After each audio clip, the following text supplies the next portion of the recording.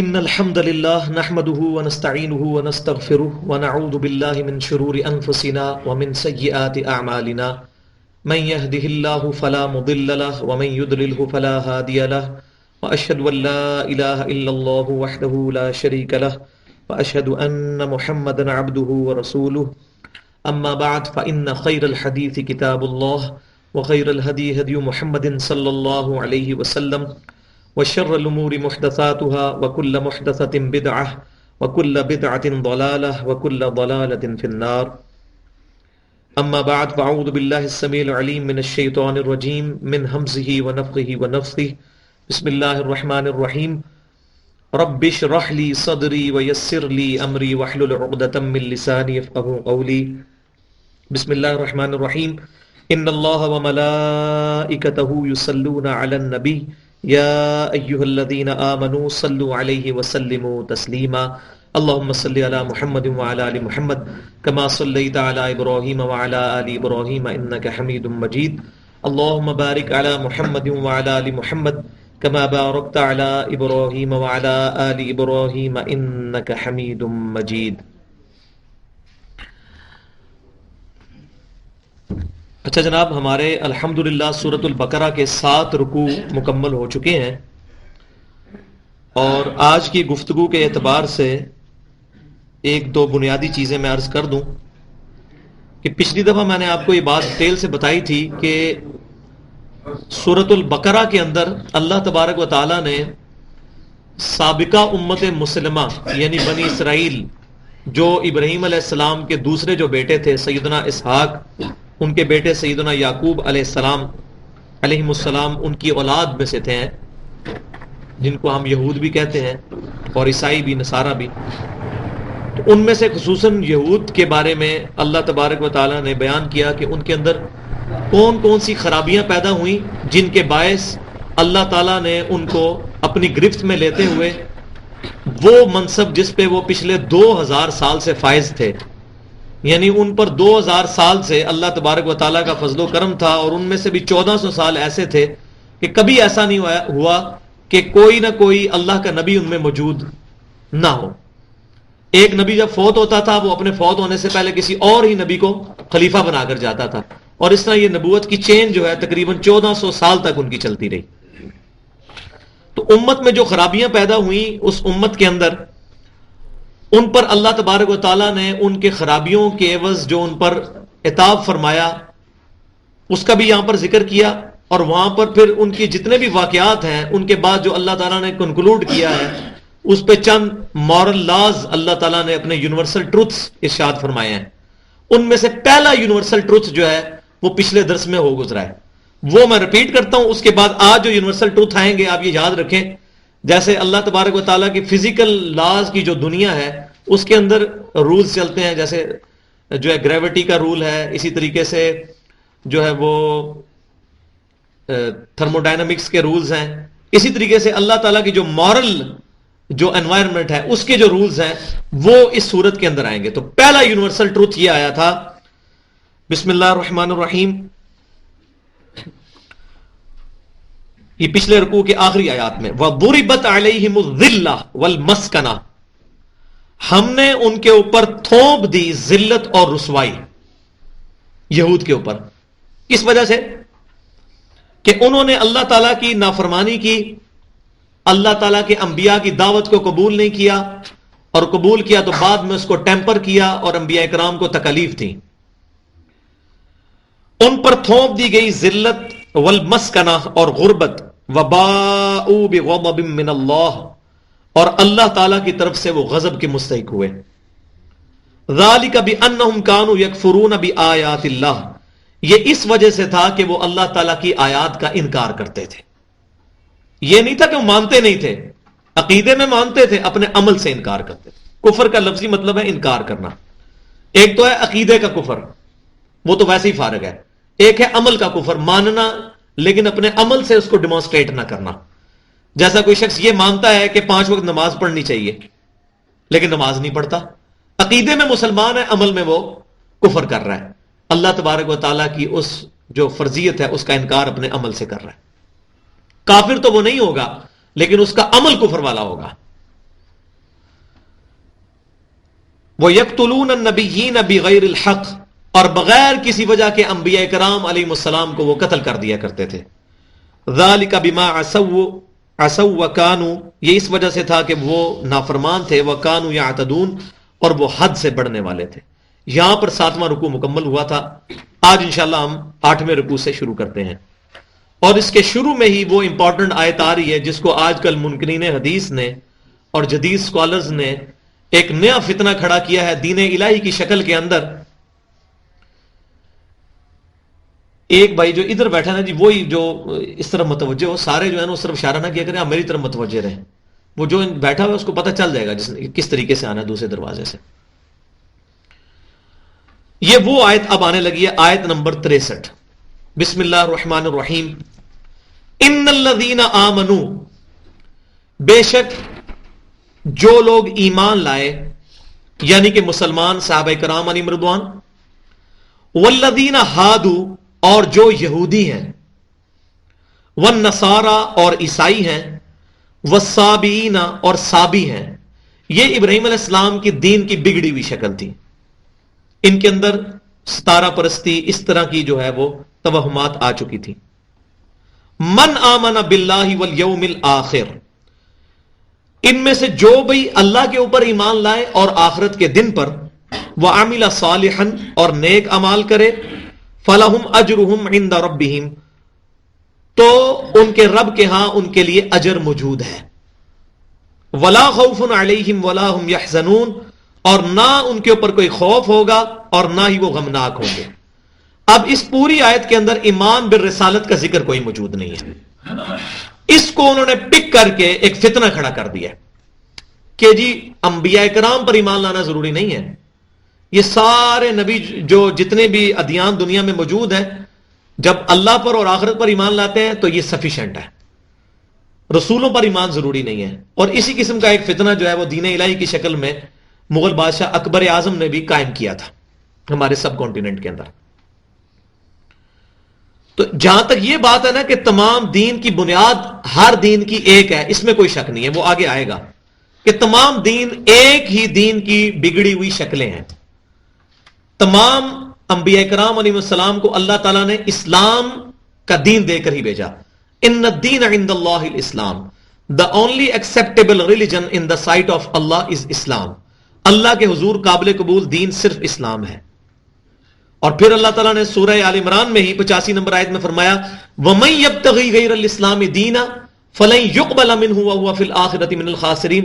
جو کوئی بھی قیامت والا دین اسلام کے علاوہ کوئی اور دین لے کر ہمارے حضور حاضر ہوا، ہم اس سے اس کا دین قبول نہیں کریں گے، اور ایسا شخص خسارہ پانے والوں میں ہو جائے گا. تو چاہے سیدنا آدم علیہ السلام ہو، سیدنا نوح علیہ السلام ہو، سیدنا ابراہیم علیہ السلام ہو، سیدنا اسحاق ہو، سیدنا اسماعیل ہو، سیدنا موسیٰ ہو، سیدنا عیسیٰ ہو، یا امام کائنات سید الاولین والآخرین امام اعظم سیدنا محمد رسول اللہ صلی اللہ علیہ وسلم کی مبارک ذات ہو، تمام انبیاء کرام علیہ السلام ایک ہی دین اسلام کی دعوت دیتے رہے. ہاں شریعتیں بدلتی نہیں ہیں، دین ایک ہی رہا ہے. وہ جو اللہ تبارک و تعالیٰ نے سورہ نحل کے اندر بھی ارشاد فرمایا ہے، بسم اللہ الرحمن الرحیم، وَلَقَدْ بَعَثْنَا فِي كُلِّ أُمَّةٍ رَسُولًا، بے شک ہم نے ہر امت کے اندر رسول بھیجا، اور کیا دعوت دی؟ ان اعبدوا اللہ، عبادت صرف اللہ کی کرنی ہے، واجتنبوا الطاغوت، اور اللہ کے مقابلے پر جھوٹے خدا شیطان ان کا انکار کرنا ہے، ان سے اجتناب کرنا ہے. یہ تمام انبیاء کرام کی یہی دعوت رہی ہے، لا الہ الا اللہ. تو اب وہ اس کو بنیاد بنا کے کہتے ہیں کہ اللہ پر ایمان لانا اور یوم آخرت پہ کافی ہے، رسولوں پر ایمان ضروری نہیں ہے، کیونکہ اللہ تعالیٰ فرما رہا ہے کہ جو ایمان لائے، یعنی کہ مومنین صادق جو ہیں، امام کائنات صلی اللہ علیہ وسلم پر ایمان لانے والے، یہودی ہوں یا عیسائی ہوں یا صابی ہوں، جو بھی ایمان لائے گا اللہ پر اور یوم آخرت پر اور نیک عمل کرے گا، اللہ تعالیٰ اس کو جزا دے گا. تو یہ بات بالکل ٹھیک ہے. جو ایمان لائے گا اللہ پر، جیسا کہ ایمان لانے کا حق ہے، لائے اللہ پر ایمان اور کہے کہ عیسیٰ علیہ السلام اللہ کے بیٹے ہیں، تو اللہ پر ایمان ہی نہ لایا. لائے اللہ پر ایمان اور کہے کہ سیدنا عزیر اللہ کے بیٹے ہیں، تو اللہ پر ایمان ہی نہ لایا. تو قرآن کو پورا ٹوٹیلٹی میں دیکھنا ہے، پک اینڈ چوز نہیں کرنا کہ چند باتیں نکالنی اور وہ تمام کنسٹرینٹس پورے قرآن کی جو دعوت ہے اس کا مجموعہ دیکھنا ہے. اللہ تعالیٰ سورۃ المائدہ کے اندر فرماتا ہے کہ وہ لوگ کافر ہیں کہ جنہوں نے کہا عیسیٰ علیہ السلام اللہ کے بیٹے ہیں، اور وہ بھی کافر ہیں جنہوں نے یہ کہا کہ عیسیٰ علیہ السلام ہی اللہ ہے. تو یہاں اگر اللہ تعالیٰ یہ فرما رہا ہے کہ نصارہ جو ہیں یہ بھی جنت میں جائیں گے، اللہ پر ایمان لائیں گے اور یوم آخرت پر، جیسا کہ ایمان لانے کا حق ہے. اور اللہ پر ایمان لانے کا حق کیا ہے؟ وہ اسی سورۃ البقرہ کے شروع کے اندر 41 نمبر آیت کے اندر اللہ تبارک و تعالیٰ نے کیٹاگوریکلی جب بنی اسرائیل کو دعوت شروع کی ہے. یہ 41 نمبر آیت نکال لیں آپ سارے، 5واں رکوع جہاں سے شروع ہوتا ہے، یا بنی اسرائیل اذکروا نعمتی التی انعمت علیکم. اس میں جو 41 نمبر آیت اگلی آ رہی وہ آمنوا بما انزلت مصدقا لما معکم، ایمان لاؤ اس کتاب پر، یعنی قرآن پر، جو اے یہودیوں تمہاری کتابوں کی بھی تصدیق کرنے والی ہے. ولا تکونوا اول کافر بہ، اور اس کتاب سے پہلے منکر تم تو نہ بنو. تمہیں تو پتا ہے کہ نبی صلی اللہ علیہ وسلم کی پریڈکشنز، پیشن گوئیاں اس کتاب تورات میں موجود ہیں، تم ایمان لے کر آؤ. تو اب بات ہی اسی کانٹیکسٹ میں چل رہی ہے کہ ایمان لے کے آنا ہے نبی صلی اللہ علیہ وسلم کے اوپر. تو اب بار بات نہیں، بات ریپیٹ ہوگی. یہ انڈرسٹوڈ ہے، یہیں سے بات شروع ہوئی تھی بنی اسرائیل کو دعوت. اس کے اندر یہ بات آ رہی ہے جس کو میں سمجھانے کے لیے کہتا ہوں کہ اگر کوئی شخص یہ کہتا ہے کہ جی آپ نے بجلی کا یا گیس کا بل جمع کروانا ہے تو آپ صبح ڈاکخانے 9 بجے پہنچ جائیں. اب وہ 9 بجے پہنچتا ہے صبح ڈاکخانے، تو دیکھتے آگے ڈاکخانہ بند ہے. اور وہ کہتا ہے کہ جی مجھے آ کہتا ہے جی آپ نے مجھے کہا تھا 9 بجے بل جمع ہوتے ہیں اور ڈاکخانہ تو بند ہے. تو میں اس سے پوچھوں گا بھائی آپ کس دن کہے دے؟ تو کہ جی میں سنڈے والے دن گیا تھا. تو میں کہوں گا اللہ کے بندے تمہیں یہ تو پتا ہونا چاہیے کہ سنڈے والے دن ڈاکخانہ بند ہوتا ہے. یہ کنسٹرینٹ تمہیں پتا ہونی چاہیے. یہ جو میں نے کہا 9 بجے ڈاکخانہ کھلتا ہے، اس سے مراد ہے ادر دین سنڈے. اسی طریقے سے جو اللہ تعالیٰ یہ فرما رہا ہے کہ جو اللہ پر ایمان لایا اور یوم آخرت پر لایا اس کے لیے اجر ہے، نیک عمال کرے گا. تو یہ انڈرسٹوڈ ہے کہ وہ رسول پر بھی ایمان لے کر آیا جیسا کہ رسول اللہ نے اس کو سکھایا ایمان لانا. تو یہ سارے کنسٹرینٹ ساتھ ساتھ چلتے ہیں. تو اس کو پک اینڈ چوز نہیں کرنا، یہ بنیادی شرط ہے رسولوں پر ایمان. اور الحمدللہ جو لوگ قرآن اور سنت کو بھی ماننے والے ہیں، اجماع امت کو بھی ماننے والے ہیں، ان کے لیے یعنی اہل السنہ کے لیے تو بالکل واضح دلیل موجود ہے. صحیح مسلم کے اندر کتاب الایمان چیپٹر میں موجود ہے کہ نبی صلی اللہ علیہ وسلم نے فرمایا جس یہودی یا عیسائی نے میرے بارے میں سن لیا کہ میں اللہ کا نبی ہوں اور وہ پھر مجھ پر ایمان نہ لایا تو وہ دوزخ میں جائے گا. بالکل کلیئر کٹ بات ہے. آپ صلی اللہ علیہ وسلم پر ایمان لانا ضروری ہے. صحیح بخاری کے اندر حدیث موجود ہے محمد فرق بین الناس، محمد صلی اللہ علیہ وسلم لوگوں میں حق اور باطل کے درمیان فرق ہے. آپ صلی اللہ علیہ وسلم کی ذات ہی فرق ہے.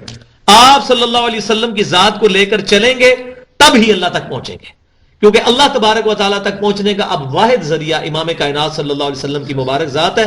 اور آپ صلی اللہ علیہ وسلم کی وفات کے بعد آپ کی وہ چھوڑی ہوئی چیز ہے جس کو آپ صلی اللہ علیہ وسلم نے مضبوطی سے تھامنے کا حکم دیا.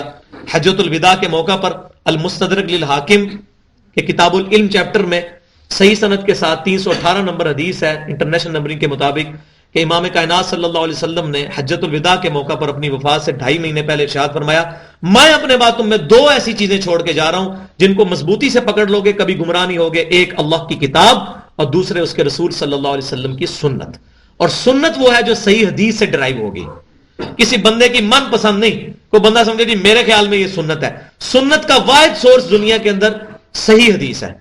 مسواک سنت ہے، یہ ہمیں حدیث کے ذریعے پتا چلا ہے، اس کے بغیر تو نہیں پتا چل سکتا. ورنہ اگر تواتر کے اوپر لیں گے تو ایران میں جائیں گے تو وہاں پر تو رافضیت کا مذہب تواتر ہے، بنگلہ دیش میں جائیں گے تو وہاں تو دیوبندی ہونا تواتر ہے، پاکستان میں بریلوی ہونا تواتر ہے، سعودی عرب میں اہل حدیث ہونا تواتر ہے. تواتر پہ جائیں گے تو جتنے ملک اتنی باتیں. تو بک اتھارٹی ہے، ڈکشنری اتھارٹی قرآن اور سنت. تو یہ بڑی امپورٹنٹ آیت تھی، اس لیے میں نے اس کے اوپر گفتگو کی کہ ٹوٹیلٹی میں آپ نے پورے دین کو لینا ہے. اللہ پر لائے گئی وہ ایمان جو رسول اللہ صلی اللہ علیہ وسلم پر بھی ایمان لے کر آئے گا. تو اب یہ بات بالکل ٹھیک ہے. ان الذین آمنوا، بے شک جو لوگ ایمان لائے، والذین ہادوا، اور جو یہودی ہیں اور وہ اپنے دور کے اندر اپنے نبی کے اوپر ایمان لائے تھے بغیر شرک کے. اس کا ایک مفہوم یہ بھی ہو سکتا ہے تو ان کو بھی اجر ملے گا. اور نبی صلی اللہ علیہ وسلم کے آنے کے بعد بھی اگر وہ یہودی جو ہیں وہ صحیح یہودی ہوئے تو وہ امام کائنات صلی اللہ علیہ وسلم کے اوپر ایمان لے کے آئیں گے. کیونکہ تورات کے اندر میں نے بتایا تھا کتاب الاستثناء چیپٹر جو ہے ڈیٹرونومی، اس کا جو باب نمبر 18 کی آیت نمبر 18 ہے کہ موسیٰ علیہ السلام کو اللہ تبارک و تعالیٰ نے فرمایا اے موسیٰ میں بنی اسرائیل میں یہ تیری امت کے بھائیوں میں سے تیری مانند ایک پیغمبر اٹھاؤں گا جس کے منہ میں اپنا کلام ڈالوں گا، وہ لوگوں سے کچھ نہیں کہے گا مگر وہی جو میں اس کو وہی کروں گا. یہ قرآن کی بھی آیت ہے وما ينطق عن الهوى ان هو الا وحی یوحى. آج کا جو ٹیمپرڈ اولڈ ٹیسٹیمنٹ ہے تورات، اس کے اندر بھی یہ آیت موجود ہے. اور اگلی آیت 19 نمبر یہ ہے کہ جو پھر میرے اس پیغمبر پر ایمان نہیں لائے گا اس سے پھر میں بدلہ لوں گا. اور وہ بدلہ لیا اللہ تعالیٰ نے کیسا؟ یہودیوں کو ذلیل کیا. آج تک ان کا کعبہ جس کو وہ سمجھتے ہیں وہ جو ہے وہ گرا پڑا ہے. ایک دیوار اس کی سلامت ہے جس کے آگے وہ دیواریں گری ہے جس کو کہتے ہیں اس کے آگے جا کے روتے ہیں. تو یہودی بھی اصل یہودی وہی ہوگا کہ جو تورات کی اس آیت پر ایمان لاتے ہوئے نبی صلی اللہ علیہ وسلم کے اوپر ایمان لے آئے گا. اسی طریقے سے میں نے گاسپل آف جان جو ہے انجیل کا نیو ٹیسٹمنٹ، اس سے میں نے باب نمبر 14 سے ڈیٹیل بتایا تھا شروع کے اندر کہ نبی صلی اللہ علیہ وسلم کی واضح انجیل کے اندر بھی نشانیاں موجود ہیں کہ عیسیٰ علیہ السلام فرماتے ہیں کہ میں جب یہاں سے جاؤں گا تو میرے جانے پر ڈیپینڈنٹ ہے وہ ہستی پھر دنیا میں آئے گی، وہ تمہیں وہ باتیں سمجھائے گی جو میں تمہیں آج نہیں سمجھا سکتا کیونکہ تمہارا انٹلیکچوئل لیول اتنا نہیں ہے. وہ جب آئیں گے تو تمہیں سمجھائیں گے، پھر وہ قیامت تک تمہارے ساتھ رہیں گے، یعنی ان کی نبوت قیامت تک کے لیے ہوگی اور وہ میری تعریف کریں گے. سوائے نبی صلی اللہ علیہ وسلم کے ماننے والوں کے دنیا میں کوئی شخص بھی عیسیٰ علیہ السلام کی تعریف نہیں کرتا. یہودی تو ان کو ولد الزنا کہتے ہیں، دجال کہتے ہیں. صرف عیسائی مانتے ہیں اور وہ بھی صحیح معنوں میں نہیں مانتے، وہ بھی ان کو اللہ کا بیٹا کہتے ہیں. نبی صلی اللہ علیہ وسلم نے صحیح تعارف کروایا ہے سیدنا عیسیٰ علیہ السلام کا، جو ڈیٹیل تعارف سورہ مریم کے اندر موجود ہے، جس کی آیات سن کر نجاشی جو ہے وہ مسلمان ہو گیا تھا. وَإِذْ أَخَذْنَا مِيثَاقَكُمْ وَرَفَعْنَا فَوْقَكُمُ الطُّورَ، اور یاد کرو اے بنی اسرائیل جب ہم نے تم سے پختہ عہد لیا تھا اور طور کو تمہارے سروں کے اوپر لا کھڑا کیا تھا. یہ اللہ تبارک و تعالیٰ نے معجزہ ظاہر کیا کہ لٹکتی ہوئی تلوار کی طرح کوہ طور پورا پہاڑ ان کے اوپر کھڑا کر دیا. یہاں پر سمندر ہے اور یہاں ان کے اوپر کوہ طور کھڑا کر دیا اور کہا پکڑو اس کتاب کو، ایمان لاؤ اس تورات کے اوپر. وہی بات آ رہی، خذوا ما آتیناکم بقوہ، پکڑو اس کو مضبوطی کے ساتھ جو ہم نے یہ کتاب دی ہے. کیونکہ ان کی عادت ہی مذاق کرتے تھے، وہ سیریس لیتے ہی نہیں تھے. آگے بھی ان کی آتے آئیں گی، وہ سیریس لیتے ہی نہیں تھے دین کی دعوت کو، دین کی باتوں کو سیریس لیتے ہی نہیں تھے. تو اللہ تبارک و تعالیٰ نے پھر کوہ طور پہاڑ ان کے اوپر کھڑا کر دیا. یہ تورات کے اندر بھی موجود ہے، قرآن پاک میں بھی کئی جگہ ہے، بلکہ سورۃ الاعراف کی 171 نمبر آیت میں یہ ڈیٹیل کے ساتھ آتا ہے کہ جیسے بادل سایہ کرتا ہے نا، اس طرح پورا پہاڑ ان کے سر کے اوپر آ گیا سے. اب مجھے بتائیں پہاڑ سر پہ ہو اور کہا جائے پکڑو اس کتاب کو نہیں تو پہاڑ آیا تمہارے اوپر، تو ساروں نے کہا ٹھیک ہے ہم ایمان لے آتے ہیں. یہ اس کا ذکر آ رہا ہے، خذوا ما آتیناکم بقوہ، پکڑو اس کتاب کو قوت کے ساتھ جو ہم نے تمہیں دی ہے.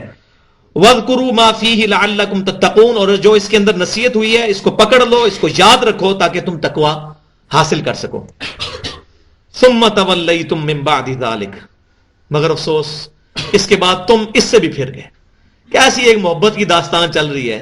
وہ اللہ جس نے اپنے بندوں سے اتنا پیار کیا اور اللہ تعالیٰ اپنے احسانات گنوا رہے ہیں، میں نے تمہارے ساتھ یہ کیا لیکن تم نے یہ کیا، میں نے تمہارے ساتھ یہ کیا تم نے پھر یہ کیا. اب دیکھو اس کے بعد بھی تم جو ہے اس کے بعد پھر گئے. فلولا فضل اللہ علیکم، تو اگر تم پر اللہ کا فضل نہ ہوتا ورحمتہ، اور اس کی رحمت نہ ہوتی، لکنتم من الخاسرین، تو تم پکے خسارہ والوں میں سے ہو جاتے اگر ہم تمہاری توبہ قبول نہ کرتے. ظاہر ہے جب انہوں نے بچڑے کو خدا بنایا پھر ان کی توبہ بھی قبول ہوئی. وہ کیسے ہوئی وہ پیچھے گزر چکا ہے کہ اللہ تعالیٰ نے فرمایا کہ اپنے اپنے قبیلے والوں کو خود قتل کرو. 70,000 یہودی ایک دن کے اندر قتل ہوئے جو مرتد ہو چکے تھے. وَلَقَدْ عَلِمْتُمُ الَّذِينَ اعْتَدَوْا مِنْكُمْ فِي السَّبْتِ، اور تم خوب جانتے ہو ان لوگوں کو بھی، اپنے بزرگوں کو، کہ جنہوں نے ہفتے کے دن کے بارے میں نافرمانی کی تھی. اب یہ ایک اور واقعہ ان کا آ رہا ہے، اس کا ڈیٹیل ذکر سورۃ الاعراف کی 163 سے لے کے 166 نمبر آیت کے اندر موجود ہے.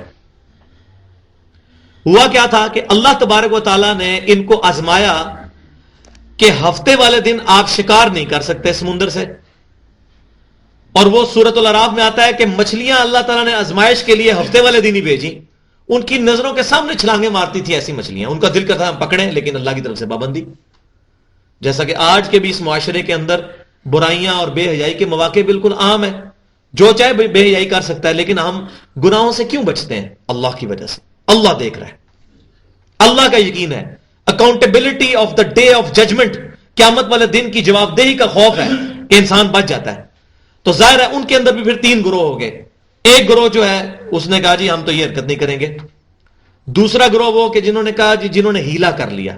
ہیلا کیسے کیا؟ انہوں نے یہ کیا کہ وہ گڑھے کھود لیے سمندر کے ساتھ ایڈجسنٹ. تو جب وہ مد و جزر کی وجہ سے پانی اوپر آتا تھا ہفتے والے دن، تو ان گڑھوں کے اندر جو ہے وہ پانی آ جاتا تھا، وہ مچھلیاں بھی ساتھ ادھر آ جاتی تھیں. تو جب پانی اترتا تھا تو ظاہر ہے گڑھے سے پانی واپس تو نہیں جا سکتا تھا کیونکہ وہ بھر چکا ہوتا تھا، تو مچھلیاں ادھر رہ جاتی تھیں. پانی جب واپس گیا تو وہ اتوار والے دن ادھر سے مچھلیاں پکڑ لیا. اب اتنے چھوٹے سے گڑھے میں سے تو مچھلیاں پکڑنا بڑا آسان ہے. تو یہ انہوں نے ایک ہیلا کیا تھا جس کے طریقے سے حرام کو انہوں نے حلال کرنے کی کوشش کی.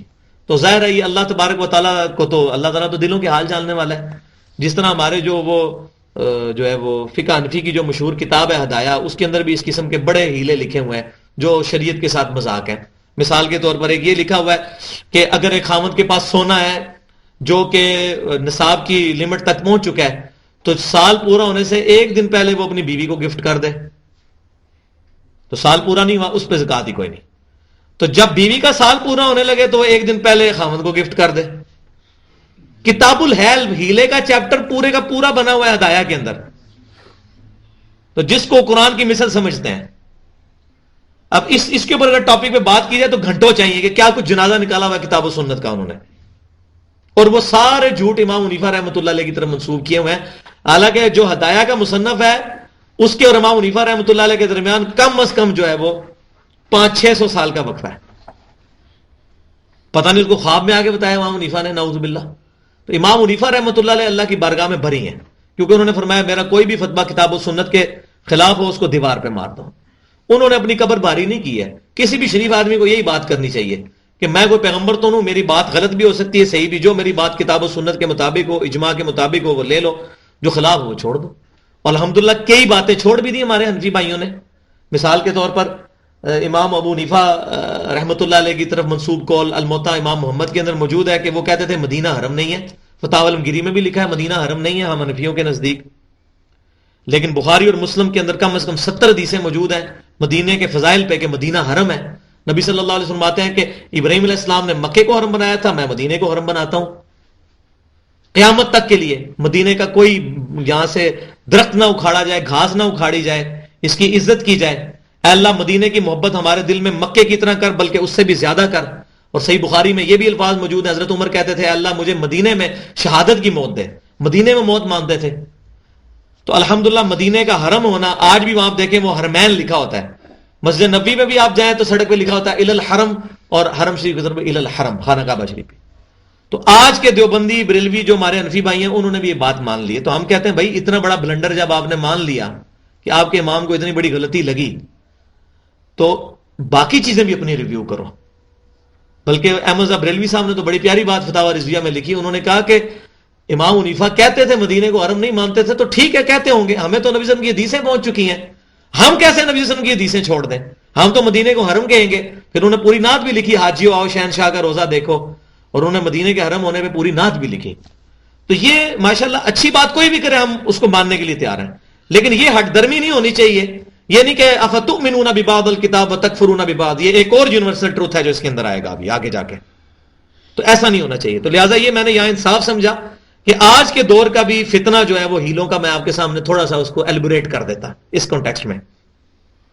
تو انہوں نے یہ ہیلا کیا تو اللہ تبارک و تعالیٰ نے ان کے اوپر غضب فرمایا، اور اللہ تبارک و تعالیٰ نے ان کے لیے ارشاد فرمایا فَقُلْنَا، پھر ہم نے کہا لَهُمْ ان کے لیے كُونُوا قِرَدَةً خَاسِئِينَ، پھٹکارے ہوئے بندر بن جاؤ. بندر بن گئے سب کے سب. اللہ تعالیٰ کا ایسا ان پر غضب ہوا، شکلیں ان کی بندروں کی ہوگی، بندروں میں کنورٹ ہو گئے وہ. تو یہ بعض لوگ جو ہے اس کی تعویل کرتے ہیں کہ ان کی عادتیں بندروں والی ہوگی، وہ تو عادتیں تو پہلے ہی تھیں ان کی. یہ معجزہ ہے اللہ تبارک و تعالیٰ نے ان کے اوپر یہ کیا کہ وہ بندر بن گئے، وَلِعَاذُ بِاللَّهِ تَعَالَى. فَجَعَلْنَاهَا نَكَالًا لِمَا بَيْنَ يَدَيْهَا وَمَا خَلْفَهَا، پس ہم نے ان کو عبرت کے طور پہ ان کی سزا کو یہ رکھا جو اس زمانے میں موجود تھے ان کے لیے بھی اور جو بعد میں آنے والے تھے ان کے لیے بھی. تو اس زمانے میں بھی جن لوگوں نے ان کو منع کیا کہ بھائیو یہ حرکت چھوڑ دو، ایک گروہ وہ تھا جنہوں نے کہا کہ نہیں چھوڑو ان کو کرنے دو، ہم نہیں کریں گے. لیکن اللہ تبارک و تعالیٰ نے وہ سورۃ الاعراف میں فرمایا کہ وہ لوگ نجات یافتہ ہوئے جنہوں نے ان کو روکا تھا، اور جنہوں نے نہیں روکا تھا اور خود بھی نہیں کیا تھا ان کا ذکر ہی اللہ نے نہیں کیا. واللہ عالم ان کے ساتھ کیا معاملہ ہوا. لیکن اس سے یہ پتہ چلا کہ برائی کو روکنا ضروری ہے. صحیح مسلم کے اندر حدیث موجود ہے کہ نبی صلی اللہ علیہ وسلم نے فرمایا کہ تم میں سے کوئی برائی کو دیکھے تو اپنے ہاتھ سے روکے، ہاتھ سے نہیں روک سکتا تو زبان سے روکے، زبان سے نہیں تو کم از کم دل میں اس کو برا جانے، اور یہ کمزور ترین درجہ ہے ایمان کا.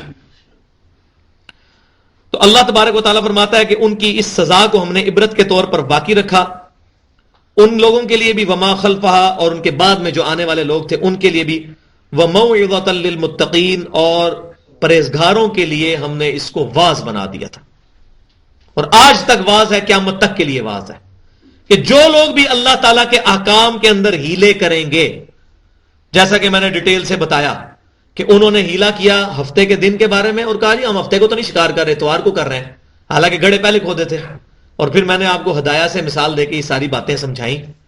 تو آج بھی ہمیں ہیلوں سے بچنا چاہیے، بالکل کلیئر کٹ جو شریعت کا حکم ہے اس کو اسی طرح بغیر کسی جو ہے وہ تردد کے قبول کر لینا چاہیے۔ ہم اللہ تعالیٰ نعوذ باللہ اللہ اور اس کے رسول سے بڑھ کر عقل مند نہیں ہے، اللہ تبارک و تعالیٰ کو پتہ ہے۔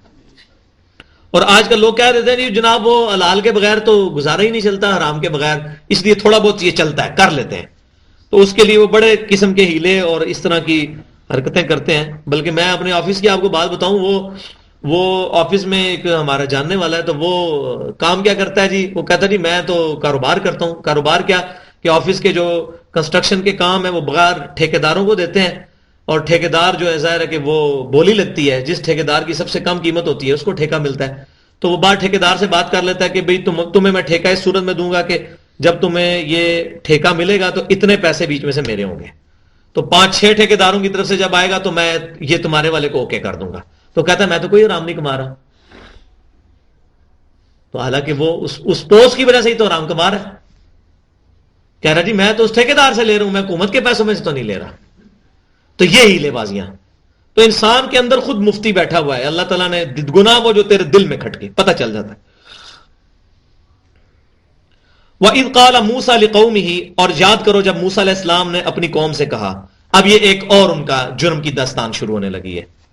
ان اللہ یأمرکم ان تذبحوا بقرہ، بے شک اللہ تعالیٰ تمہیں اس بات کا حکم دیتا ہے کہ تم ایک گائے کو ذبح کرو۔ اسی کی وجہ سے اس سورت کا نام سورہ بقرہ ہے، یہاں سے وہ لفظ پک کیا گیا۔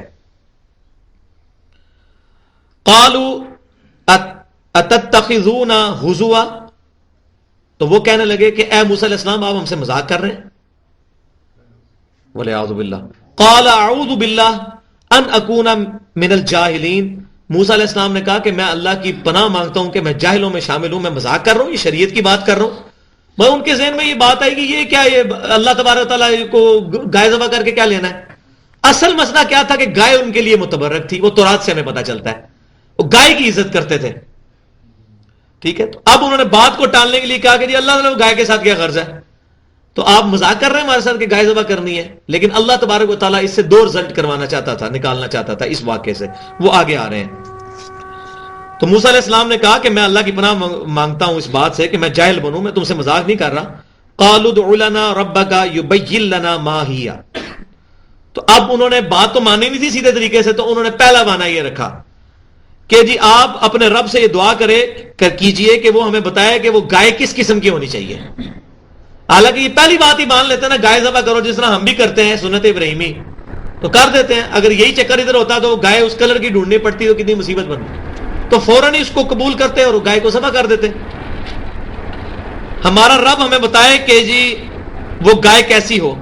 قال انہ، موسیٰ علیہ السلام نے کہا کہ بے شک، انہ یقول، بے شک اللہ تبارک و تعالیٰ کہتا ہے، انہا بقرۃ لا فارد ولا بکر، کہ وہ ایسی گائے ہونی چاہیے جو نہ بوڑھی ہو اور نہ بالکل بچی ہو، درمیان کی عمر کی ہو۔ اوان بین ذالک، درمیانی عمر کی ہو، بڑھاپے اور بچپنے کے درمیان کی۔ فافعلوا ما تؤمرون، بس اب کر گزرو جو تمہیں کہا جا رہا ہے، اب مزید نہ اس کے اندر ہیلے نکالنا، کرو گائے ذبح کرو۔ اب انہوں نے پھر آگے جو ہے اس کے اندر جو ہے حجت بازی شروع کی۔ قالوا ادع لنا ربک یبین لنا ما لونها، تو وہ کہنے لگے کہ اپنے رب سے اب یہ بھی دعا کیجئے کہ یہ جو گائے ہے اس کا رنگ کیسا ہو۔ قال انہ یقول انہا بقرۃ صفراء فاقع لونها تسر الناظرین، کہ اللہ تعالیٰ یہ فرماتا ہے کہ یہ ایسی گائے ہونی چاہیے جس کی رنگت جو ہے گہری زرد ہو اور وہ بڑی شوق ہو، دیکھنے والوں کو اٹریکٹ کرے، جو دیکھے اس کی طرف اٹریکٹ ہو۔ اب اس قسم کی گائے تو ڈھونڈنا کتنا مشکل ہو جاتا، لیکن ابھی پھر وہ انہوں نے کیا، قالوا ادع لنا ربک یبین لنا ما ہی، تو انہوں نے کہا کہ اے موسیٰ علیہ السلام اپنے رب سے پوچھئے کہ ذرا مزید کھول کے بیان کرے کس قسم کی گائے وہ چاہتا ہے. ان البقرہ تشابہ علینا، بے شک یہ گائے ہم پر مشتبہ ہو گئی ہے، ہمیں نہیں پتا چل رہا اب تو زرد رنگ کی تو بڑی گائے ہوں گی، ان میں سے کون سی ہو. تو اب وہ ساتھ انہوں نے ایک جملہ بول دیا جو ان کے لیے ہدایت کا سبب بھی بن گیا، وَإِنَّا إِن شَاءَ اللَّهُ لَمُهْتَدُونَ، اگر اللہ نے چاہا تو ہم ہدایت پا جائیں گے، یعنی کہ یہ کام ہم کرنے میں کامیاب ہو جائیں گے. تو سیدنا ابو ہریرہ رضی اللہ تعالیٰ عنہ کا قول ہے اس بات پر کہ اگر وہ انشاءاللہ نہ کہتے تو سوال ہی پوچھتے رہتے، اس سے محروم رہ جاتے وہ. تو انشاءاللہ انہوں نے کہا جب کہ ہاں پھر انشاءاللہ ہم کر لیں گے. تو پھر اب اللہ تبارک تعالیٰ نے آخری سوال کا بھی ان کا جواب دیا. قال انہ، موسیٰ علیہ السلام نے کہا انہ یقول، کہ بے شک وہ اللہ کہتا ہے، انہا بقرۃ، بے شک وہ گائے ہے، لا ذلول، کہ جس کی خدمت نہ لی گئی ہو، تثیر الارض، اور نہ اس کو جو ہے زمین کے اندر جودا گیا ہو، ولا تسقی الحرث، اور نہ وہ پانی کے کھیتی کو پانی دینے کے لیے استعمال کی گئی ہو. جیسے کہ یہ بھی گاؤں کے اندر آپ کو پتہ ہے وہ بیل چل رہے ہوتے ہیں، وہ کولو کے بیل جو ہیں وہ پانی نکال رہے ہوتے ہیں، یعنی اس قسم کے اس کے یوزج بھی نہ ہو. مسلمۃ لا شیاۃ فیہا، وہ بے عیب ہو، بے داغ ہو، کوئی اس کے اندر عیب نہیں ہونا چاہیے، کوئی اس کے اندر داغ نہیں ہونا چاہیے. قالوا الآن جئت بالحق، وہ کہنے لگے کہ اب آپ نے صحیح بتایا نا کون سی گائے ہونی چاہیے، کیونکہ اب ساری کنسٹرینٹس پتہ چل گئے. اور یہ پھر تورات میں ڈیٹیل سے ملتا ہے. یہ میں تورات اور انجیل کے حوالے جب دیتا ہوں تو بعض لوگ سمجھتے ہوں گے کہ یہ تورات کے اندر قصے کہانیاں کیوں آتے ہیں. اصل میں ہمارا قرآن جو ہے نا اللہ کی کتاب، یہ تو علیحدہ سے ایک کتاب ہے. تورات اور انجیل کا یہ مسئلہ نہیں ہے. تورات کے اندر تورات بھی موجود ہے، موسیٰ علیہ السلام کی حدیثیں بھی موجود ہیں. اسی طرح جو انجیل ہے اس کے اندر عیسیٰ علیہ السلام کے بھی فرامین موجود ہیں، اور ساتھ وہ اللہ تعالیٰ کی کتاب بھی، اور اس کے اندر وہ ٹیمپرڈ فارم میں موجود ہے. لہٰذا یہ ہمارے قرآن کی طرح نہیں ہے، اس میں تو ٹوٹلی اللہ تبارک و تعالیٰ کا کلام ہے. تو تورات انجیل یعنی سمجھیں کہ جس طرح ہمارا قرآن بخاری مسلم مکس کر دی جاتی نا، اس طریقے سے ان کی باتیں مکس ہیں، اور ان میں وہ ٹیمپرڈ فارم میں بھی ہیں، ظاہر تعریف شدہ ہیں. یہ نہیں ہے کہ وہ ساری کی ساری باتیں ٹھیک ہیں، ان کے اندر جو ہے وہ ٹیمپرڈ فارم میں، تعریف شدہ فارم میں بھی اس کی شکلیں موجود ہیں. تو بڑی مشکل سے ان کو وہ گائے ملی. تو اللہ تبارک و تعالیٰ فرماتا ہے فَذَبَحُوهَا وَمَا كَادُوا يَفْعَلُونَ، پھر انہوں نے اس گائے کو ذبح کر دیا، حالانکہ وہ ذبح کرنے والے نہیں تھے. وہ نظر آ رہا ہے وہ ذبح کرنے والے نظر نہیں آ رہے تھے. انہوں نے جس طریقے سے اپنے کنسٹرینٹ سامنے رکھے، جس طریقے سے انہوں نے اسکیپ روٹس اپنے سامنے رکھے کہ یہ بھی بتائیں کہ شاید جان ہی چھوٹ جائے، کیونکہ وہ گائے کی عزت کرتے تھے. تو اللہ تبارک و تعالیٰ نے فرمایا وہ لگتے نہیں تھے ذبح کرنے والے، لیکن انہوں نے کیا. اب وہ یہ کس کانٹیکسٹ میں بات چل رہی ہے کہ وہ انہوں نے جو گائے کو ذبح کیا، اس کا جو پیچھے تورات کے بارے میں، تورات کے اندر جو ڈیٹیلز، میری طرف متوجہ رہے. جب آپ لوگ ادھر ادھر دیکھتے ہیں نا میری توجہ جو ہے ہٹ جاتی ہے، مجھے نہیں سمجھ آتی. آپ ادھر کچھ بھی ہو جائے آپ کی توجہ میری طرف ہونی چاہیے. میرے پہ اس وقت یہ کیفیت آ رہی ہے جب میں آپ کو درس دے رہا ہوں، میں وہ خبریں نہیں پڑھ رہا جیو نیوز کی، میں پورا اس سیٹ اپ کے اندر آ کے پھر یہ بات کر رہا ہوتا ہوں تاکہ مجھے بھی مزہ آئے نا. یہ آپ تو مزہ لے رہے ہیں سن کے، مجھے بھی بیان کرنے، میں نے کئی دفعہ یہ چیزیں بیان کی ہیں تو میرے لیے پھر بوریت ہو جاتی ہے اگر آپ لوگ اس طریقے سے کریں گے. تو میں پورا انوالو ہوتا ہوں اس بات کے اندر. تو تورات کے اندر ہمیں ڈیٹیل سے یہ بات پتہ چلتی ہے، اور اس کے اندر بھی آگے وہ آ رہا ہے کہ ایک وہاں شخص تھا جس نے اپنے چچا کو قتل کر دیا تھا. اب اس کے قاتل کا پتہ نہیں چل رہا تھا، تو وہ یہ ایک مسئلہ کھڑا ہو گیا کہ اس کا قاتل کون ہے. تو اللہ تبارک و تعالیٰ نے پھر اس وقت یہ حکم دیا کہ گائے ذبح کی جائے. وہ گائے جب ذبح ہوئی، گائے کے ذبح ہونے کے بعد اللہ تعالیٰ نے فرمایا کہ اس گائے کے گوشت کا ایک ٹکڑا اس مقتول کو مارا جائے، جو قتل ہوا ہے اس کی لاش پڑی ہے. جب اس کو مارا گیا تو اللہ تعالیٰ کے اذن سے وہ زندہ ہو گیا، اور پھر اس نے بتایا کہ فلاں میرا قاتل ہے. تو اس واقعے سے اللہ تبارک و تعالیٰ نے ان کو دو کنکلوژنز عطا فرمائی، دو نتائج. نمبر ایک تو یہ کہ ان کے دل میں جو گائے کی محبت تھی، اور اسی کی وجہ سے آپ کو پتا ہے انہوں نے بچڑے کو بھی خدا بنایا تھا، وہی ان کی محبت. ایک ان کے دل سے وہ ختم کی جائے، ظاہر ہے ذبح کیا. اور دوسرا اللہ تبارک و تعالیٰ ان کے لیے بالکل یہ چیز واضح کر دے، نیکڈ آئی کے ساتھ انہوں نے مردوں کو زندہ ہوتے ہوئے دیکھ لیا، تاکہ ان کو یہ پتا چلے کہ اللہ تعالیٰ قیامت والے دن کیسے مردوں کو زندہ کرے گا. یہ دو بیسیکلی اللہ تبارک و تعالیٰ ان کو تجربات کروانا چاہتا تھا ان کے ایمان کو مضبوط کرنے کے لیے. لیکن کیا ہوا وہ پھر آگے آ رہا ہے. وَإِذْ قَتَلْتُمْ نَفْسًا، جب تم نے اور یاد کرو وہ وقت جب تم نے قتل کر ڈالا تھا ایک شخص کو. فَدَّارَأْتُمْ فِيهَا، اور تم ایک دوسرے پر اس کا الزام دھر رہے تھے. وَاللَّهُ مُخْرِجٌ مَا كُنْتُمْ تَكْتُمُونَ، اور اللہ تعالیٰ وہ ظاہر فرمانا چاہتا تھا جو تم چھپا رہے تھے. جو تم میں وہ قاتل چھپا ہوا تھا تو اللہ اس کو ایکسپوز کرنا چاہ رہا تھا. تو کیا کیا؟ فَقُلْنَا اضْرِبُوهُ بِبَعْضِهَا، تو ہم نے حکم فرمایا کہ اس مقتول کو وہ جو گائے ذبح کیا اس میں سے کچھ بعض حصہ جو ہے اس کے ساتھ ٹچ کرو. كَذَلِكَ يُحْيِي اللَّهُ الْمَوْتَى وَيُرِيكُمْ آيَاتِهِ لَعَلَّكُمْ تَعْقِلُونَ. دیکھو اللہ تعالیٰ کس طرح مردوں کو زندہ کرے گا، یہ اللہ تعالیٰ تمہیں دکھائے، اور اللہ تبارک و تعالیٰ تمہیں اپنی قدرت کی نشانیاں دکھائے تاکہ تم عقل حاصل کرو کہ اللہ تبارک و تعالیٰ کے لیے کوئی مشکل نہیں ہے ریزریکشن، قیامت والے دن مردوں کو زندہ کرنا. یہ تو خیر بہت واضح طور پر مثال ہے. اس سے بڑی مثال جو میں اکثر دیتا ہوں، واللہ مردے کا زندہ ہونا بہت چھوٹی مثال ہے، لیکن ایک انڈے میں سے چوزے کا نکلنا یہ بہت بڑی مثال ہے. مردہ کم از کم لاش پڑی ہوئی ہے نا. کوئی یہ بھی کہہ سکتا ہے ڈورمنٹ پوزیشن میں چلا گیا تھا، جیسے مینڈک چلا جاتا ہے 6-7 مہینے کے لیے زمین کے اندر، تو چلو وہ ٹکڑا لگایا تو اس کے اندر کنڈیشن ہوئی تو مردہ زندہ ہو گیا. اور بھائیوں انڈے کے اوپر غور کرو کہ انڈے میں سے چوزا کیسے نکلتا ہے. اربوں انڈوں میں سے روزانہ چوزے نکل رہے ہیں. انڈے کو توڑ کے پلیٹ میں اس کی لیس رکھیں.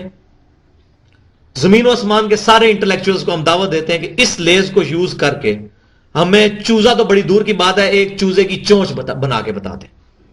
نہیں بنا سکتے. اور اب کوئی یہ کہ انڈے میں چوزا خود بخود بن رہا ہے تو ہم کہیں گے جو کام خود بخود ہو رہا ہے وہ تو کرنا تو اور بھی آسان ہو جائے گا. جیسے پانی جب بلندی سے خود بخود نیچے آتا ہے تو اس کو جو ہے وہ ڈیم کے ذریعے قابو کر کے یا اسی طریقے سے نالوں کے ذریعے بھی لایا جا سکتا ہے. جیسے نہریں نکال لی ہم نے، جو خود بخود کام ہو رہا ہے وہ تو پھر اس کو کنٹرول بھی کیا جا سکتا ہے. اگر انڈے میں سے چوزا خود بخود نکل رہا ہے تو ہمیں انڈا جو ہے انڈے کے توڑ کے اس مادے میں سے بنانا چاہیے. مشین کے اندر جو رکھتے ہیں انڈا ہی ہے مرغی کا، اس میں سے وہ تو صرف اس کو ہیٹ پہنچاتے ہیں نا. انڈا مرغی کا ہی ہوتا ہے، خود نہیں بنایا ہوتا انڈا. اسی طریقے سے جو بیج ہم بوتے ہیں 6 ارب گنا وہ بڑا بن کے درخت بن جاتا ہے، اس کے ساتھ پھر فروٹ لگتا ہے. اور ایک بیج کے اندر اتنا ڈیٹا موجود ہے کہ تاریخ انسان میں آج تک جتنی کتابیں لکھی جائیں، جتنی قیامت تک لکھی جائیں گی، اتنا ڈیٹا ایک بیج کے اندر موجود ہے کہ اس سے جو درخت بنے گا اس کے کتنے پتے ہوں گے، پتوں کا سائز کیا ہوگا، پتوں کا کلر کیا ہوگا، پھول کا کلر کیا ہوگا، پھول کا سائز کیا ہوگا، اس کی ڈائمینشنز کیا ہوں گی، کتنے پھول لگیں گے، کیا خوشبو ہوگی، پھل کیسا ہوگا، اس کا ذائقہ کیسا ہوگا، اس کا ٹائم پیریڈ پکنے کا کیا. ایچ اینڈ ایوری ٹینیس ڈیٹیل ایک بیج کے اندر لکھی ہوئی ہے. دنیا کی کوئی ہارڈ ڈسک اتنا ڈیٹا سٹور نہیں کر سکتی. یہ اتنا بڑا معجزہ ہے. روزانہ کتنے اربوں بیجوں میں سے درخت نکل رہے ہیں. ایک ڈریگن فلائی کی میں مثال دیتا ہوں جس کو ہم ہیلی کاپٹر کہتے ہیں پنجابی میں. 2 اس کے پر ادھر ایسے ایسے وہ چھوٹا سا ہوتا ہے. یہ عموماً جو ہے وہ جو یہ جوڑ ہوتے ہیں ان کے اندر پھر ہوتا ہے. 25,000 آنکھیں ایک ڈیلے میں، 25,000 دوسرے میں ہوتی ہیں. اور وہ اتنے سے انڈے میں سے نکلا ہے جو ایک بال پوائنٹ کا جو ٹھمکا ہے نا اس کے برابر وہ انڈا ہے جس میں سے وہ نکلی ہے. اتنی مشکل چیز. میں کہتا ہوں دنیا کے سارے انٹلیکچوئلز مل کے اس کی تصویر ہاتھ سے بنا کے بتا دیں، اس میں جتنی ڈیٹیلز موجود ہیں. اس کو بنانا تو بڑی دور ہے، اس کو دیکھ کے اس کی تصویر بنا دیں. نہیں بنا سکتے. تو یہ اتنے بڑے بڑے معجزات اللہ تبارک و تعالیٰ خود کر رہا ہے. یہ مردے کو زندہ کرنا بڑی چھوٹی بات ہے. تو میں اس لیے مثال بیان کر رہا ہوں کہ یہ اگر کوئی کسی کے ذہن میں یہ سوال آ رہا ہو کہ نبی صلی اللہ علیہ وسلم نے تو کبھی کو مردہ نہیں زندہ کیا، تو ہمیں یہ مردے زندہ کرنے والا معجزہ کیوں نہیں دکھایا گیا؟ ہم بھی مان لے کے ہیں تو ہمیں ضرورت ہی نہیں ہے. ہمیں تو الحمدللہ اللہ تبارک و تعالیٰ نے ایکوائرڈ نالج کی شکل میں، سائنس کی ایوولوشن کی شکل میں ہمیں یہ چیز دکھا دی ہے کہ ہر چیز سائنٹیفک فیکٹس کے ذریعے بالکل واضح ہو چکی ہوئی ہے. آج سائنٹسٹ نے یہ بات مان لی ہے کہ ایک سپریم بینگ ہے، سپر نیچرل ایجنسی ہے جو اس چیز کو کنٹرول کر رہی ہے، کیونکہ ٹینیس ڈیٹیل تک چیزیں کنٹرول ہیں. ملینز آف فائن ٹیوننگز اس روئے زمین پر موجود ہیں، جن میں سے ایک فائن ٹیوننگ بھی ڈسٹرب ہو جائے تو اس دنیا میں انسان نہیں زندہ رہ سکتا. اس کو سائنٹسٹ کہتے ہیں یہ اتنی بیلنسڈ ہے کائنات کہ اگر ایک پینسل یوں کھڑی کی جائے اپنی نوک پہ اور 1 ارب سال تک یہ کھڑی رہے بغیر کسی سہارے کے، ہو سکتی ہے کھڑی؟ اس سے زیادہ بیلنس کائنات میں موجود ہے. یہ فائن ٹیوننگز 14 کروڑ تقریباً میل جو ہے وہ سورج ہے زمین سے، یہ ایک فائن ٹیوننگ ہے. سورج کی اربوں ویو لینتھ کی ریز زمین تک آتی ہیں، لیکن ان میں سے چند ایک پہنچتی ہیں، باقی ساری جو ہیں وہ سکروٹنگ ہو جاتی ہے ہماری لیئرز کے اندر، اوزون لیئر میں اور باقی لیئرز میں. یہ دوسری فائن ٹیوننگ. پانی کی ایک ایک پراپرٹی جتنی فزیکل پراپرٹیز، اس کی جتنی اسپیسیفک گریوٹی، اس کی وسکوسٹی، اس کی کیمیکل کمپوزیشن، یہ ہر ایک چیز ایک فائن ٹیوننگ ہے. اس طرح اگر فائن ٹیوننگز گینی جائیں، اربوں فائن ٹیوننگ زمین پہ موجود ہیں جن کا سب کا بیک وقت صحیح چلنا یہ ضروری ہے انسان کے زندہ رہنے کے لیے. تو یہ تو بےچارے اس وقت انسان کے ذہنی بلوغت اتنی نہیں ہوئی تھی تو تب یہ فزیکل موڈ سے دکھانے پڑ رہے تھے. اب تو الحمدللہ انسان ذہنی طور پہ اتنا بالغ ہو چکا ہے سائنٹیفک ترقی کی وجہ سے کہ اب ان چیزوں کی ضرورت نہیں ہے. یہ ان کے لیے تھے معجزات. ہم ان پر ایمان رکھتے ہیں، ہم تو اس سے بڑی چیزیں دیکھ رہے ہیں، اس سے بڑی بڑی چیزیں دیکھ رہے ہیں اپنے سامنے. اب وہ یونیورسل ٹروتھ آنے لگا ہے جو میں نے بتایا، تیسرا یونیورسل ٹروتھ آنے لگا ہے اللہ تعالیٰ کے مورل لاز کا. ثم قست قلوبکم من بعد ذلک، پھر اس کے بعد تمہارے دل سخت ہو گئے اے بنی اسرائیل. اتنی واضح واضح چیزیں دیکھ کر بھی تم نے اللہ تعالیٰ سے منہ پھیر لیا، تمہارے دل سخت ہو گئے. من بعد ذلک، اس کے بعد فہی کالحجارہ، وہ اس طرح کہ جس طرح پتھر، او اشد قسوہ، بلکہ پتھروں سے بھی زیادہ سخت ہو گئے تمہارے دل. تم پر چیزیں اثر ہی نہیں کرتی. اور اگر آپ برا نہ منائیں تو آج ہماری بھی حالت یہی ہو چکی ہوئی ہے. قرآن سنت کی بات سنتے ہیں، بس ٹھیک ہے جی دیکھی جائے گی انشاءاللہ. بچیوں کے ہاتھ پیلے ہو جائیں پھر تو میں مسجد میں ہی بیٹھا رہوں گا. بس میری نوکری لگ جائے تو پھر تو میں مسجد میں ہی بیٹھا رہوں گا. میرا یہ مسئلہ حل ہو جائے، میرا کاروبار سیٹ ہو جائے، پھر انشاءاللہ میں نے داڑھی بھی رکھ لینی. ہم اس پورے میں اتنے دل ہمارے سخت ہو چکے ہیں. اسی دوران موت کا فرشتہ آ جائے، یہ کوئی کسی نے کوئی جو ہے لکھوایا ہوا ہے کہ میری موت فلاں تاریخ کو آنی ہے. دل سخت ہو چکے ہیں. اور یہ کیسے ہوتا ہے؟ جب دین کے اندر ہیلے بہانے تلاش کیے جائیں اور دین کے اندر جو ہے وہ آسانیاں تلاش کی جائیں، دین کے احکامات کا مذاق اڑایا جائے جس طرح انہوں نے اڑایا اوپر پورا، یہ اس پر یونیورسل ٹروتھ آ رہا ہے.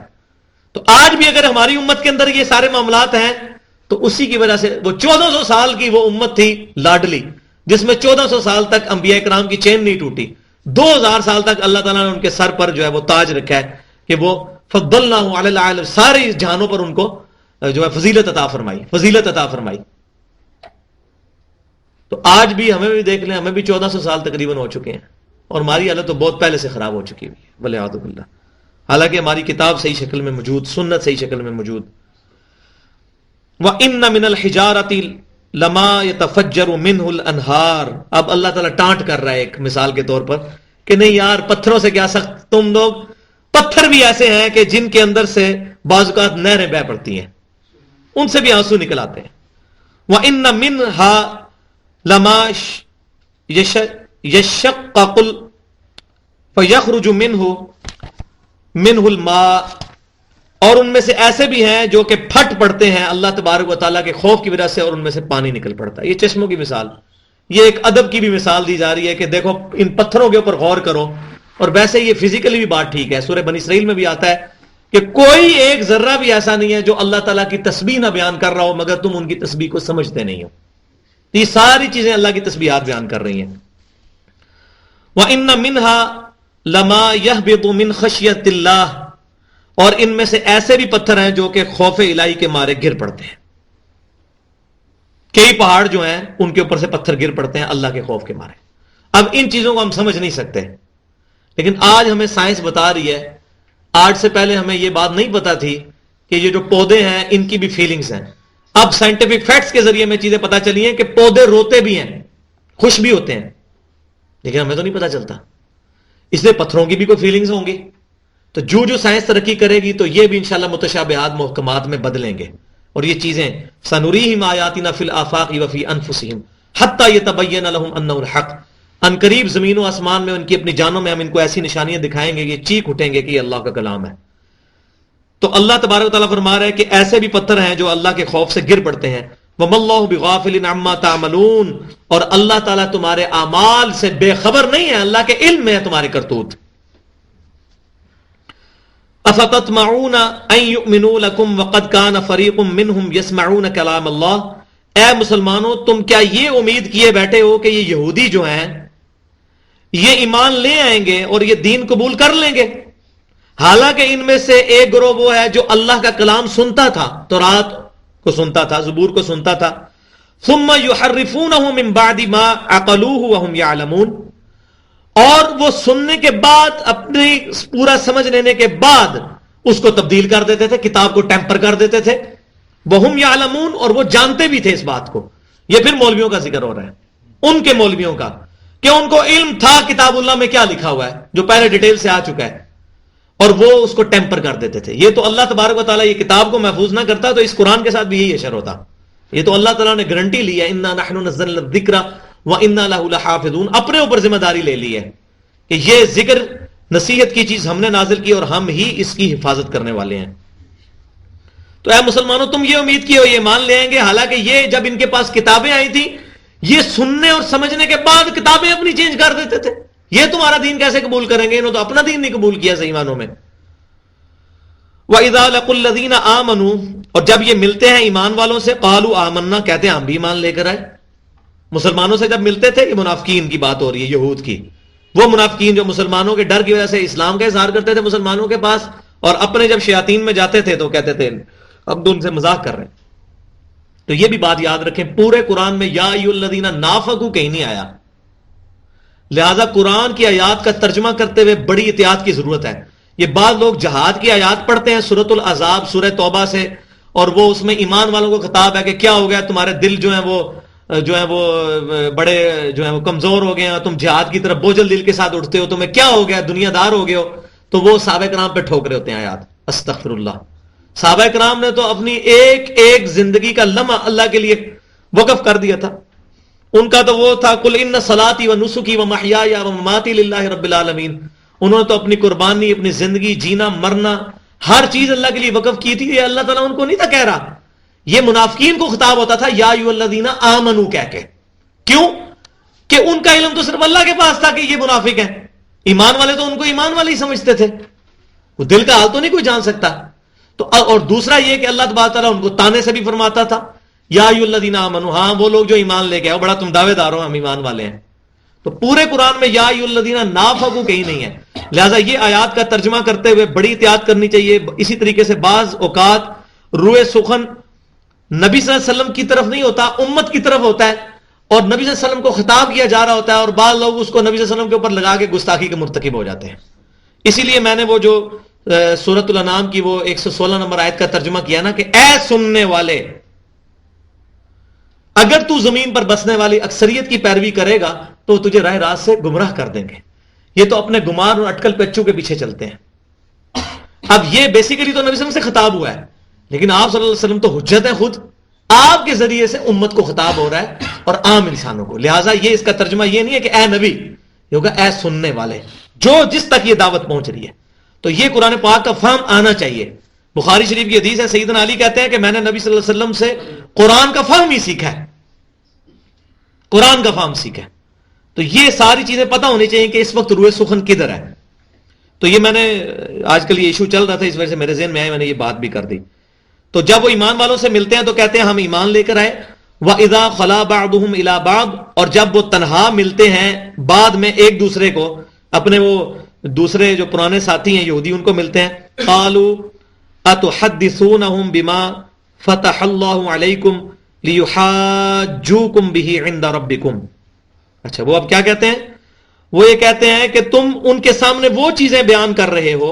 کیا ہوتا تھا جب مسلمان ان کو کہتے تھے نبی صلی اللہ علیہ وسلم جو ہے اس دین کی دعوت دے رہے ہیں، تو آپ جنہوں نے تورات تھوڑی بہت پڑھی ہوئی تھی وہ کہتے تھے ہاں ہاں یہ بات تو تورات میں بھی لکھی ہوئی ہے، تورات میں بھی یہ لکھا ہوا ہے کہ نبی صلی اللہ علیہ وسلم نبی آخر الزمان بن کے آئیں گے اور وہ یہ دعوت دیں گے.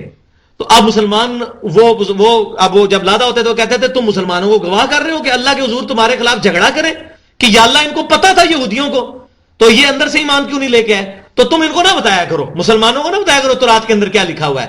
نبی صلی اللہ علیہ وسلم کی جو پریڈکشنز لکھی ہوئی ہیں، اس دین اسلام کی جو دعوت لکھی ہے نہ بتایا کرو، ورنہ یہ تمہارے لیحاجوکم بہ عند ربکم، اللہ کے حضور قیامت الدین جھگڑا کریں گے کہ یا اللہ ان کو تو پتا تھا تو ان کو نہ بتایا گا. اب کتنے بیوقوف ہیں، وہ اللہ کو کسی گواہ کی ضرورت ہے؟ اللہ کو تو خود ہی پتا ہے. یہی اللہ تعالیٰ کے بعد ارشاد فرما رہا ہے. اللہ تعالیٰ فرماتا ہے اچھا افلا تعقلون، کیا تم عقل نہیں رکھتے؟ وہ یہودیوں آپس میں ایک دوسرے کو کہتے ہیں.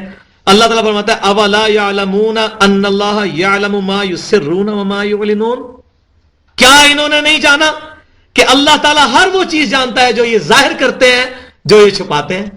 ٹھیک ہے مسلمانوں سے چھپا لو، اللہ تعالیٰ تو فرمائے گا قرآن پاک میں سورہ فتح میں بھی آیا ہے محمد الرسول اللہ والذین معہ اشداء علی الکفار رحماء بینہم، محمد اللہ کے رسول ہیں صلی اللہ علیہ وسلم اور ان کے جو صحابہ اکرام علیہم رضوان ہیں وہ آپس میں نرم دل اور کفار پر سخت ہیں، اور ان کی یہ تعریف تورات اور انجیل میں موجود ہے، وہ اللہ نے بتا دیا.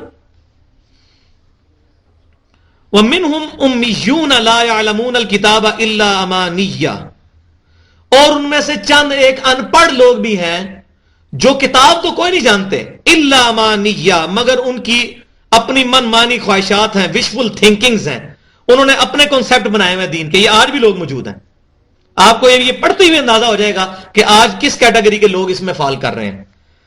وہ کہ کتاب کوئی نہیں پڑھی ہوئی، اگر ان کی خواہشات چل رہی ہیں، وہ وَإِنْهُمْ إِلَّا يَظُنُّونَ، اور وہ اللہ کے بارے میں وہم و گمان کیے ہوئے ہیں، بس جسٹ. اچھا وہ کون سے لوگ ہیں؟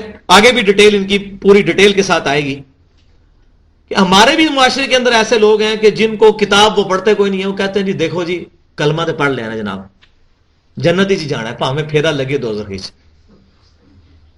ایک نہ ایک دن تو جنت ہی پہنچ ہی جانا ہے، یہ کہتے ہیں، اکثر لوگ کہتے ہیں. اور پھر جی نبی صلی اللہ علیہ وسلم کی شفاعت بھی تو ہے نا جی، دیکھو نا آپ صلی اللہ علیہ وسلم نے شفاعت بھی تو کرنی ہے نا. تو وہ پڑھتے نہیں شفاعت والی حدیثیں کہ آپ صلی اللہ علیہ وسلم جب شفاعت فرمائیں گے، جب اللہ تعالیٰ آپ صلی اللہ علیہ وسلم کے لیے وہ نامزد کرے گا کہ آپ نے کس کی شفاعت کرنا ہے، تو آپ صلی اللہ علیہ وسلم دوزخ کی طرف جائیں گے نکالنے کے لیے. تو جو کہتا ہے جی پھیرا لگ بھی گیا خیر ہے، اس کو کہیں جی پھیرا اگر چیک کرنا ہے دنیا میں، ایک موم بتی جلا کے صرف 10 سیکنڈ کے لیے اپنی تھیلی اس کے اوپر رکھ کے بتا دو، اس طرح تو تمہیں پتہ چل جائے گا. اور آخرت کی آگ کیا ہے؟ بولے اعوذ باللہ تعالی. اللہ تعالیٰ قرآن پاک میں فرماتا ہے کہ جو ایمان والے ہیں وہ کہتے ہیں ربنا اصرف عنا عذاب جہنم ان عذابها کان غراما، اے اللہ میں جہنم کے عذاب سے بچانا، یہ تو ہمارے گلے کا پھندا بنا ہوا ہے، یہ تلوار لٹک رہی ہے دوزخ کا عذاب ہم پر. اب جس نے دوزخ دیکھی ہوئی ہے، آپ صلی اللہ علیہ وسلم کو سارے معاملات دکھائے گئے ہیں، آپ صلی اللہ علیہ وسلم کو تو پتہ ہے. یہ بڑا کہہ دینا آسان ہے، ہم تو جون جولائی کی گرمیوں کے اندر ننگے پاؤں چل نہیں سکتے روڈ کے اوپر، تو دوزخ کے بارے میں یہ کہنا تو ان کی مانی ہی ہیں، وشفل تھنکنگز ہیں. اچھا وہ آج کل بھی لوگ موجود ہیں، وہ آگے آئے گا. اب ایک اور یونیورسل ٹروتھ آ رہا ہے یہاں پر. یہ بات ہے نا کہ وہ اللہ کی کتاب تبدیل کر دیتے تھے، اب یونیورسل ٹروتھ نمبر 3 آ رہا ہے. فَوَيْلٌ لِّلَّذِينَ يَكْتُبُونَ الْكِتَابَ، ہلاکت ہے ان کے لیے جو کہ کتاب لکھتے ہیں اپنے ہاتھ، بِأَيْدِيهِمْ اپنے ہاتھوں کے ساتھ، ثُمَّ يَقُولُونَ اور پھر یہ کہتے ہیں هَذَا مِنْ عِنْدِ اللَّهِ، یہ تو اللہ کی طرف سے نازل ہوا ہے. دیکھو جی اللہ تعالیٰ قرآن میں یہ کہہ رہا ہے. ٹھیک ہے، وہ ایک آیت آتی ہے نا جو وَتَعَاوَنُوا عَلَى الْبِرِّ وَالتَّقْوَىٰ، اس آیت کو کوٹ کر کے ایک بہت بڑے عالم ہے، میں نام نہیں لیتا، وہ لکھتے ہیں دیکھو جی اللہ تعالیٰ فرما رہا ہے کہ ایک دوسرے کی مشکل کشائی جو ہے وہ کرتے ہیں. حالانکہ اس میں ہے کہ نیکی اور پرہیزگاری کے کاموں میں ایک دوسرے کی مدد کرو، ظاہری اسباب اختیار کرو. اس کا یہ مطلب نہیں ہے کہ غائب میں کسی ہستی کو مدد کے لیے پکارنا شروع کر دیا جائے. دیکھو جی قرآن میں لکھا ہوا ہے یہ، وہ اپنی طرف سے، تو وہ اپنی طرف سے لکھتے ہیں اور کہتے ہیں یہ اللہ کی طرف سے نازل ہوا. اور وجہ کیا ہوتی ہے؟ لِيَشْتَرُوا بِهِ ثَمَنًا قَلِيلًا، تاکہ اس سے تھوڑا سا مال دنیا کا حاصل کر لیں، فتویٰ فروشی کر کے. یہ آج بھی مولوی کر رہے ہیں، آپ پیسے دیں اپنی مرضی کا فتویٰ لے لیں، سود کو حلال قرار دے دیں گے، اسلامک بینکنگ کو حلال قرار دے دیں گے، 5 لاکھ روپے مہینے کی تنخواہ لے لیں گے. بالکل وہی کنسپٹ چل رہا ہے. داڑھیوں والے بیٹھے ہوئے ہیں بینکوں کے اندر، او جی وہ انہوں نے فلاں فتویٰ دے دیا ہے، وہ کراچی کے جو ہمارے وہ مفتی اعظم پاکستان نے، آپ نے ان کی قبر میں جانا ہے، انہوں نے آپ کی قبر میں جانا ہے، آپ کو خود نہیں پتا. آپ نے چیک کرنا ہے اسلامک بینکنگ اسلامک ہے کہ نہیں. وہ جو غیر اسلامک بینکنگ والے ہیں نا، ان کے کسی بندے کو جا کے پوچھیں، وہ آپ کو پھر سمجھائے گا یہ اسلامک ہے یا غیر اسلامک ہے. جس کو فَاسْأَلُوا أَهْلَ الذِّكْرِ إِن كُنتُمْ لَا تَعْلَمُونَ، علم حاصل کرو ان سے، اگر تم نہیں جانتے تو جو عالم ہے ان سے پوچھو. ایک جیولوجسٹ بتائے گا کہ جیولوجی کی فیلڈ میں کیا لوگ بتاتے ہیں زلزلے کس طرح آتے ہیں، ڈاکٹر کو تو نہیں پتا ہوگا. اس طرح ایک ایمبریولوجسٹ بتائے گا کہ ایمبریولوجی کی فیلڈ میں کیا ہے، ایک انجینئر بتائے گا انجینئرنگ کی فیلڈ. اسی طریقے سے بینکنگ کی فیلڈ آپ جو غیر اسلامی بینک ہیں ان کے مینیجر سے جا کے پوچھیں یہ اسلامک بینکنگ ہے، تو اتنی لمبی زبان کھول کے آپ کو بتائیں گے کتنی اسلامک ہے، اور سارا تیا پانچا کھول کے سامنے رکھ دیں گے. تو مولوی فتوے دیے بیٹھے میں کیوں؟ یہ ہے کہ چند داموں کے عوض اللہ تعالیٰ ہمارا فَوَيْلٌ لَّهُم مِّمَّا كَتَبَتْ أَيْدِيهِمْ، ہلاکت ہو ان کے لیے جو ان کے لکھے ہوئے کے لیے جو انہوں نے ہاتھوں سے لکھا، وَوَيْلٌ لَّهُم مِّمَّا يَكْسِبُونَ، اور ہلاکت ہو جو اس کی وجہ سے یہ مال کماتے ہیں. یہ آپ نہ سمجھیں یہ ہوتی علماء کا ہی ذکر ہو رہا ہے، میں نے بتایا تھا شروع میں کہ بنی اسرائیل کا یہ جو 10 رکوعوں پہ مشتمل جو مقدمہ ہے، یہ مقدمہ تو بنی اسرائیل پر ہے، لیکن اس سے یونیورسل ٹروتھ جو ہیں وہ ہماری ہدایت کے لیے مورل لاز اللہ تعالیٰ بیان فرما رہا ہے. یہ تیسرا یونیورسل ٹروتھ آیا ہے کہ جو لوگ دین فروشی کرتے ہیں، فتویٰ فروشی کرتے ہیں، ان کے لیے ہلاکت ہے. اور ویل ایک وادی ہے، جامعہ ترمذی کے اندر صحیح حدیث موجود ہے، یہ ایک دوزخ کی وادی ہے، ایسی سخت وادی جسے دوزخ بھی پناہ مانگتی ہے. یہ ویل ہے ان کے لیے. ہاں جی. اچھا وہ امانیہ ان کی کیا تھی، وشفل تھنکنگ، وہ آ رہی ہیں. وَقَالُوا لَن تَمَسَّنَا النَّارُ إِلَّا أَيَّامًا مَعْدُودَةً. اور وہ جو امانی کرنے والے جو لوگ ہیں نا، وہ جاہل جنہوں نے کتاب نہیں پڑھی، وہ کہتے ہیں ہمیں تو دوزخ کی آگ نہیں چھو سکے گی مگر چند دن کے لیے، تھوڑی دیر کے لیے، بس پھیرا ہی لگے گا. سیم وہی باتیں آج ہو رہی ہیں. اللہ تعالیٰ فرما رہا ہے قُلْ اتخذتم عند اللہ عہدا. اے نبی صلی اللہ علیہ وسلم آپ ان سے فرمائیے کیا اللہ سے تم نے وعدہ لے لیا ہے کہ تم تھوڑے دن کے لیے ذرا پھیرا لگا کے تو پھر جنت میں چلے جاؤ گے؟ فَلَن يُخْلِفَ اللَّهُ عَهْدَهُ، کہ اللہ تعالیٰ اپنے وعدے کے خلاف نہیں کرے گا کہ آپ سے وعدہ کیا ہے کہ تھوڑی دیر کے لیے آپ کو دوزخ میں بھیجے گا پھر نکال لے گا. ام تقولون علی اللہ ما لا تعلمون، یا پھر تم اللہ کے بارے میں وہ بات کر رہے ہو کہ جس کا تمہیں علم ہی نہیں ہے، اپنی طرف سے بات کر رہے ہو. آج بھی لوگ کہتے ہیں کہ جی چاند دن سے جاؤں گے پھر کٹ لیں گے، اور وہ بھی یہی کہتے تھے چاند دنوں کے لیے جائیں گے، اور یہ اس لیے جائیں گے تاکہ باقی لوگ یہ نہ کہیں گے جی یہ لوگ ڈائریکٹ جنت میں کیوں چلے گئے، انہوں نے بھی اتنے برے برے اعمال کیے تھے تو ہمیں بھی، ہم تو سید ہیں، ہم نبی صلی اللہ علیہ وسلم کی اولاد میں سے تھوڑی دیر کے لیے ہمیں لگایا جائے گا رگڑا، لیکن بعد میں جنت کے اندر داخل کر دیا جائے گا کہ یہ نہ کہا جی یہ سید تھے اس لیے چھوٹ گئے. تو اعمال تو انہوں نے بھی برے کیے ہوئے تھے، تسی تو امتی ہو تو اڑا رگڑا زیادہ لگنا ہے. بلا چوتھا یونیورسل ٹروتھ آ رہا ہے، یہ بہت سخت ہے. بلا من کسب سیئۃ، ہاں کیوں نہیں، جس نے کمائی برائی، وَأَحَاطَتْ بِهِ خَطِيئَتُهُ، اور اس کی برائی نے اس کو گھیر لیا، فَأُولَئِكَ أَصْحَابُ النَّارِ هُمْ فِيهَا خَالِدُونَ، تو ایسے لوگ دوزخ والے ہیں، اس کے اندر ہمیشہ رہیں گے. یہ کن وشفل تھنکنگز کے اندر ہو تم کہ تھوڑی دیر کے لیے دوزخ میں جاؤ گے؟ نہیں، اللہ تو ہمارا ایک برائی بھی کسی نے کمائی، ایک برائی بھی کافی ہے. بندہ بہت نیک ہے، داڑھی رکھی ہوئی ہے، نمازیں پڑھتا ہے، سب کچھ کرتا ہے، مال حرام ہے اس کا، بس اس کے لیے کافی ہے. ایک برائی نے اس کا احاطہ کر لیا ہوا ہے، رزق اس کا حرام ہے، کم تولتا ہے، دودھ میں پانی ملاتا ہے، اور داڑھی بھی رکھی ہوئی ہے، اور بار حدیث بھی لکھ کے لگائی جس نے ملاوٹ کی وہ ہم میں سے نہیں. یہ بالکل پریکٹیکلی میں آپ کو داڑھی والوں کی باتیں بتا رہا ہوں، بار لکھ کے لگایا ہوا جس نے ملاوٹ کی ہم میں سے نہیں، اور اندر پانی میں، دودھ میں پانی ملا رہے ہیں. ٹھیک ہے، اور پھر وہ ہیلا کرتے ہیں. ایک ہیلا اور یاد ہے، وہ کہتے ہیں نہیں ہم دودھ میں نہیں پانی ملاتے، پانی میں دودھ ملاتے ہیں، پانی گرم کر کے رکھا ہوتا ہے اس میں دودھ ملا دیتے ہیں. یہ ہیلے کی ایک اور شکل آ گئی. تو یہ ساری برائیاں اس امت میں، کیونکہ بیسک ہیومن انسٹنکٹ تو وہی ہے نا، حضرت آدم علیہ السلام سے لے کے آج تک قیامت تک کے لیے انسان کی جبلت تو وہی رہے گی نا، بیسک ہیومن انسٹنکٹ وہی ہے.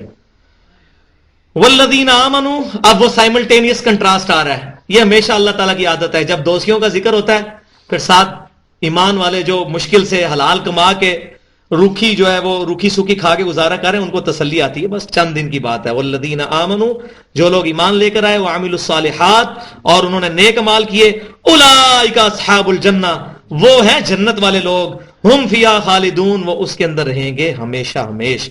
اللہ تعالی ہمیں انہی میں سے کرے. اللہ تبارک و تعالی ہمیں قرآن و سنت کی تعلیمات پر عمل کر کے اور ان کی دعوت امت تک پہنچانے کی توفیق عطا فرمائے. جو کچھ میں نے بیان کیا اس میں جو حق بات ہے ہمارے دلوں میں جو ہے وہ اس کو راسخ فرمائے، اور جو غلط بات منہ سے نکلی ہمارے دلوں سے وہ محو کر دے. سبحانک اللہم و بحمدک، اشہد ان لا الہ الا انت، استغفرک و اتوب الیک، وما علینا الا البلاغ